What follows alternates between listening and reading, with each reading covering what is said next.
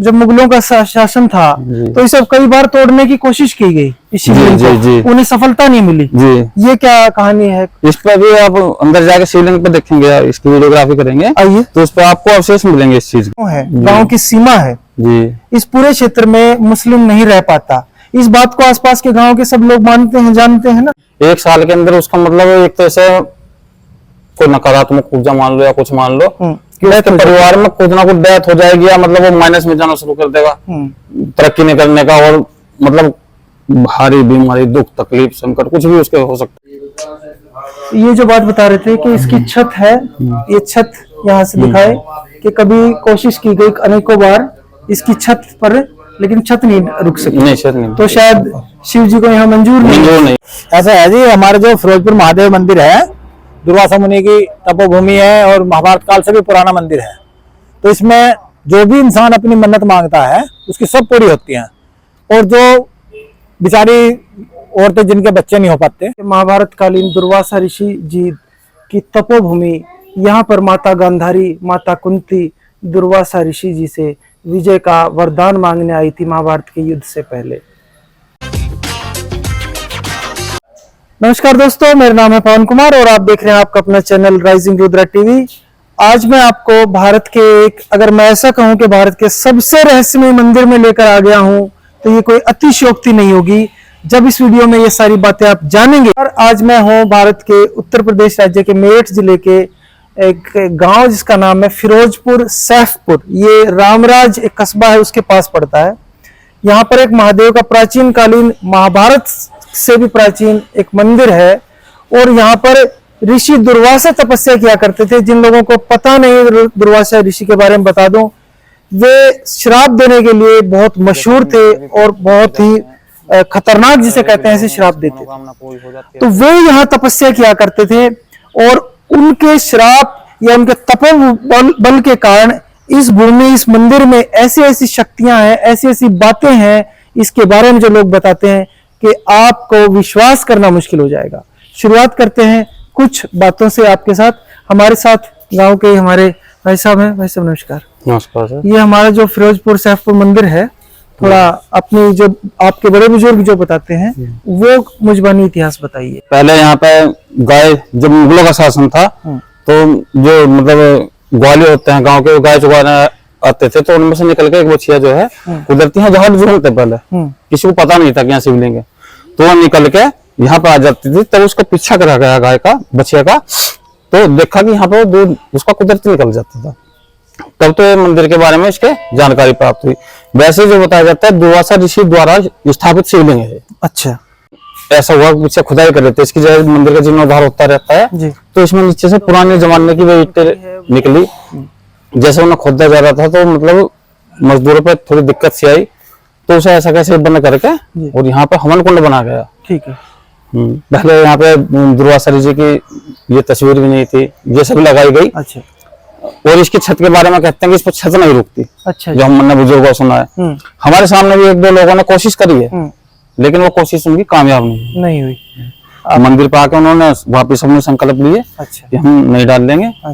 तो इस बारे में किसी को कामयाबी नहीं मिली। जैसे ये भी सुना है, मंदिर परिसर में घूमते बताते हैं कि यहाँ पर जब मुगलों का शासन था तो ये सब कई बार तोड़ने की कोशिश की गई इस शिवलिंग को, उन्हें सफलता नहीं मिली जी। ये क्या कहानी है? इस पर भी आप अंदर जाके शिवलिंग पे देखेंगे, इसकी वीडियोग्राफी करेंगे, आइए, तो उस पर आपको अवशेष मिलेंगे इस चीज के, मतलब अत्याचार करे गए हैं शिवलिंग पे, इस पे। अच्छा। वो सब इस पर आपको दिख जाएंगे, निशान आज भी है। हाँ, मतलब इसे काटने की, इसे तोड़ने की, फोड़ने की जो कोशिश करी गई है वो इस पर आज भी अंकित है। देखिए, आइए किधर ये जो तलवार के निशान है, आप पीछे देखिए, उस पर जाके पीछे कितने गहरे गहरे सामने भी दिख रहे हैं। हाँ, सामने भी निशान है, पीछे बहुत गहरे निशान है। इससे ये किसी शस्त्रों के निशान है। हाँ, जैसे भी मतलब उन्होंने शासकों ने कभी पहरा चलवाया, इस पर थोड़े बचवाए हम मजदूरों से, सैनिकों से अपने। अच्छा। इसे उखाड़ने की कोशिश करी, लेकिन ये है नीचे भूमि के अंदर, इसका रूप और विशाल है। अच्छा, इधर से आया, ये दिखाइए।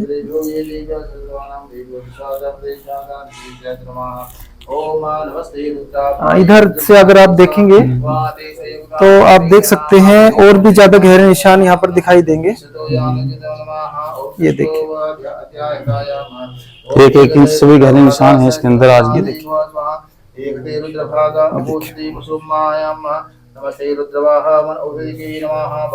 तो ये जो शस्त्रों के, तलवारों के, बाकी चीजों के निशान है इस पर, जी और यहाँ पर आज भी विद्यमान है। जी। अच्छा, ये जो बात बता रहे थे कि इसकी छत है, ये छत यहाँ से दिखाए कि कभी कोशिश की गई अनेकों बार इसकी छत पर, लेकिन छत नहीं रुक सकी। नहीं छत नहीं, तो शायद शिव जी को यहाँ मंजूर नहीं है, खुला ऐसा मानते हैं लोग। आइए, एक चीज हमने सुनी है कि ये दुर्वासा ऋषि की तपोस्थली है, शिव की आराधना भी यहाँ किया करते थे।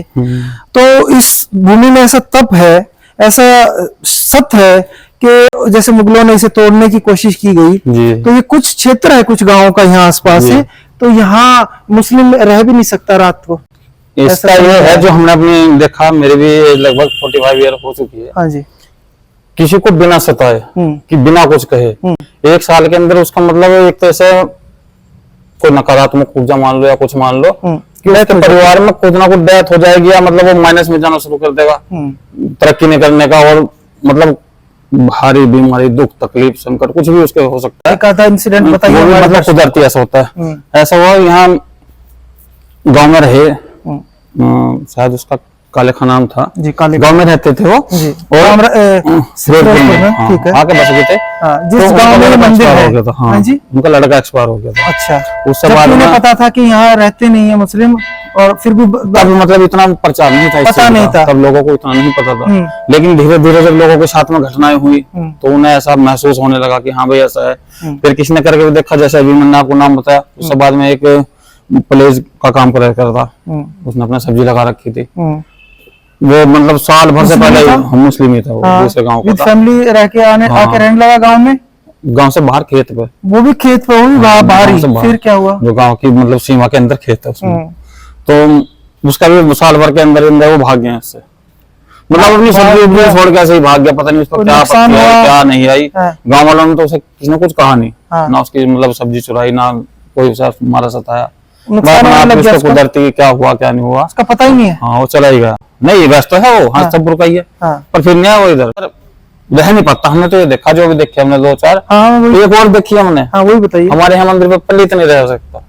अच्छा, इस मंदिर पर? हाँ, पंडित मतलब आते हैं, पूजा पाठ करके चले जाते हैं। लेकिन अगर मंदिर कमेटी सोचती है कि मैं परमानेंट है भाई, यहाँ पे बंदे की व्यवस्था करें पुजारी की, तो पुजारी भी साल भर नहीं पकड़ते। एक चीज बताइए, जो अभी मैंने आपसे पूछा जी, कि इस मंदिर परिसर जो ये हमारा क्षेत्र है, गांव है, गांव की सीमा है जी, इस पूरे क्षेत्र में मुस्लिम नहीं रह पाता, इस बात को आसपास के गांव के सब लोग मानते हैं, जानते हैं ना? ऐसा है। ये गांव है 52,000 बीघे का, मुरैना तहसील का सबसे बड़ा गांव है 52,000। लेकिन जो एक देखा जा गांव ये है फिरोजपुर, और लेकिन आजादी के बाद जैसे देश का बंटवारा हुआ था, तो शरणार्थी लोग, रिफ्यूजी इधर उधर आए, तो सन 1948 में रामराज की नींव पड़ी, जो फिरोजपुर के परिसर के अंदर है, जो फिरोजपुर की जमीन में बसा हुआ है। ठीक है, राम उसमें रहते हैं लोग, उसमें मुस्लिम रहते हैं। हाँ, जो आजादी के बाद बसा हुआ है। अच्छा, लेकिन जो प्रॉपर गांव फिरोजपुर का पहला है, जो ये हमारा जो जिस गांव में मंदिर है, हाँ, इसमें नहीं रह पाता, इसमें नहीं रह पाता। तो ये बात गांव में सबको पता है, आसपास के गांव को सबको पता है। दुर्वासा ऋषि की तपस्थली कौन सी थी मानी जाती है? इसके हाँ, यहाँ हवन कुंड जो है, पहले तो ये तो मतलब पुनरुद्धार कर दिया इसका। अच्छा, हाँ, पहले वो नीचे है इसके। तो बिल्कुल महादेव का मंदिर, उसके बराबर में तपोस्थली ये मानी जाती है, जो अब हवन कुंड के रूप में हवन कुंड बना बदल दिया गया है। ऐसा है जी, हमारे जो फिरोजपुर महादेव मंदिर है, दुर्वासा मुनि की तपोभूमि है, और महाभारत काल से भी पुराना मंदिर है। तो इसमें जो भी इंसान अपनी मन्नत मांगता है, उसकी सब पूरी होती हैं। और जो बेचारी औरतें जिनके बच्चे नहीं हो पाते, तो उनके पति या उनकी माता, सास, जो भी कुछ है, जिनके साथ आ जाए, और वो आगे एक बार भगवान भोलेनाथ से प्रार्थना कर दें कि यह भगवान हम पे प्रार्थना कर दो, अपनी कृपा कर दो, और हम जो है आप पे प्रसाद चढ़ावेंगे। तो प्रसाद के रूप में एक गुड़ की भिल्ली चढ़ती है जी। हाँ, उसका लगभग वजन मान लो 1 सेर या 5 किलो, वो 5 सेर की होती है शायद, है ना, 1 धड़ी मान लो, 1 धड़ी की बनती है जी। हाँ जी, तो उसमें यह है कि वो उससे चढ़ाते हैं यहाँ के।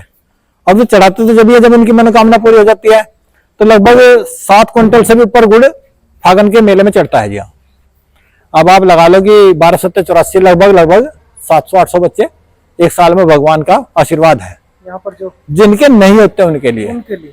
अब इसका प्रत्यक्ष उदाहरण है, मेरा नाम लाखन सिंह है, गांव सैदपुर फिरोजपुर से हूं मैं। और हमारी जो बहन, इसकी साली मान लो, जो हमारी मिसेज की बहन है, उनके चंडीगढ़ की साइड में है वे, उन्होंने काफी इलाज कराया दोनों ने, उनके सब कुछ सिस्टम ठीक था, लेकिन उनके बच्चा नहीं हुआ। अब वे 4 5 6 साल तक वेट करती रही, इलाज कराया काफी। फिर उन्होंने, यहाँ रिश्तेदारी थी हमारी, जो गुड़िया की शादी थी, तो वे आ गई, मुझसे थी उनकी बच्चों की, तो उन्होंने कहा घूमने के नाते अपनी बहन के साथ, यहाँ की हमारी वाइफ के साथ, तो उन्होंने कहा मेरे को रुचि तू भी यहाँ एक बार भगवान से प्रार्थना करके मांग ले। तो उन्होंने जो है भगवान से कहा कि भोले बाबा आप तो सब समर्थ है, काम करने में मेरे भी एक पुत्र दे दो।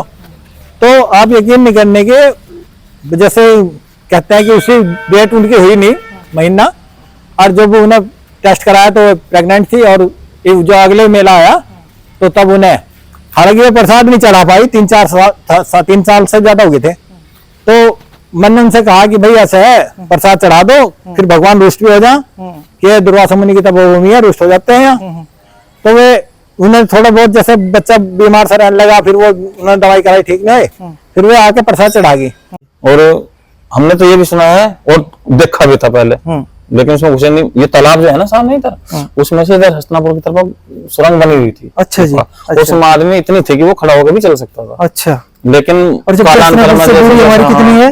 हस्तिनापुर से अगर सीधी लगाओ तो ज्यादा ज्यादा 11-12 किलोमीटर। 11-12 किलोमीटर की सुरंग थी।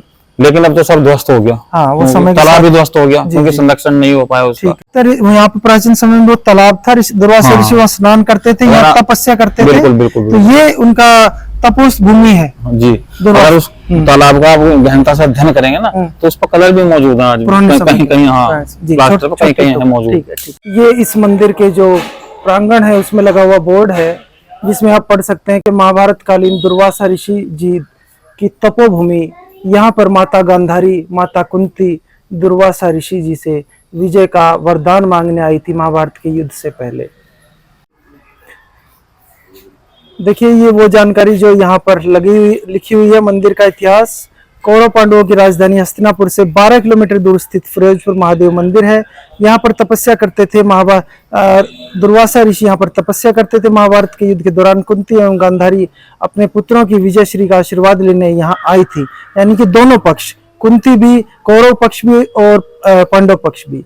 मान्यता है कि महादेव मंदिर में आने वालों को निराशा नहीं मिलती। इस मंदिर पर वर्ष में 2 बार विशाल कावड़ मेला लगता है। देश के कोने कोने लोगों से यहाँ जलाभिषेक करने लोग आते हैं। किंवदंती है, यानी कि मान्यता है कि मुगलों के शासन स्थापित होने पर शिवलिंग झाड़ में विलुप्त हो गया था, यानी कि खुद ही।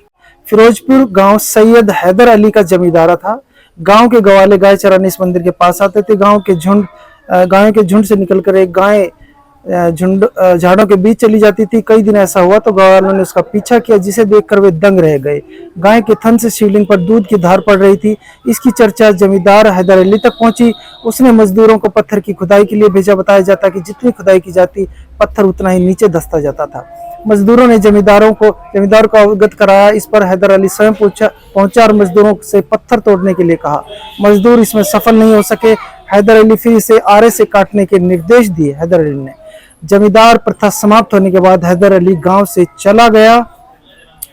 पुजारी ने बताया कि कुछ माह बाद गांव के एक व्यक्ति को सपने में आवाज आई थी इसके बाद फिरोजपुर महादेव मंदिर पर जलाभिषेक करो। उस समय गंगा रामराज के पास से बहती थी, यानी कि अब से 15-16 किलोमीटर का डिस्टेंस हो गया गंगा में यहाँ से। इसके बाद से फिरोजपुर महादेव मंदिर पर जलाभिषेक हो रहा है। यहाँ सावन में फागुन में विशाल कावड़ मेला लगता है। यह भी मान्यता है कि मंदिर में आज तक छत नहीं डल पाई है। छत डालने का कई बार प्रयास हुआ, लेकिन असफल रहा। महाशिवरात्रि के सावन के मेले में एक टाइम पे यहाँ क्या माहौल होता है मंदिर में? बस ये लगा लो कि पैर रखने को जगह नहीं मिलेगी आपको। गांव में पूरा रस रहेगा, रामराज तक पूरा रस, मतलब पूरा ऐसा रहता है कि चहल पहल पूरी। आसपास के कितने गांवों के मंदिरों लोगों का श्रद्धा है इस मंदिर में? आसपास के गांव छोड़ दो, आप दिल्ली तक लोग आते हैं। तो यहाँ जो शिवलिंग है महादेव की जागृत मानी जाती है, ऐसा बिल्कुल बिल्कुल। ये आप विश्वास करते हैं गांव वाले? बिल्कुल। अब आप देखो किसी भी टाइम ऐसा नहीं होगा जो मंदिर में भगत नहीं होगा। कहीं अच्छा। पब्लिक हर टाइम यहाँ रहती है। ये है दुर्वासा ऋषि की तपोस्थली। उनका हवन कहे, हवन कुंड यहाँ पूजा हवन पाठ कुंड अपना करते थे। यहाँ करते थे। ये तो नया बना दिया, वो पुराना यहाँ नीचे ही है। इसके नीचे है, हाँ, लेकिन मूल स्थान यही है। मूल स्थान यही है इसके। मंदिर के दो दरवाजे हैं, एक मुख्य दरवाजा है, और ये जैसे पीछे भीड़ से- बढ़ती है मंदिर में तो ये पीछे का दरवाजा चालू कर देते हैं। चालू कर देते हैं।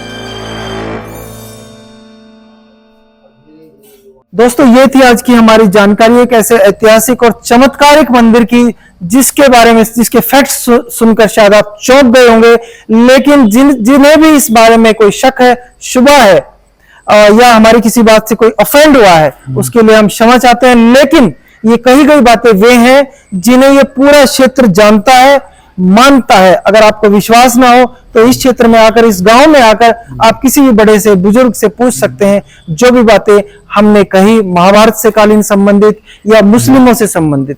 तो दोस्तों ये थी आज की हमारी वीडियो भारत के, उत्तर भारत के एक सबसे चमत्कारिक शिव मंदिर की।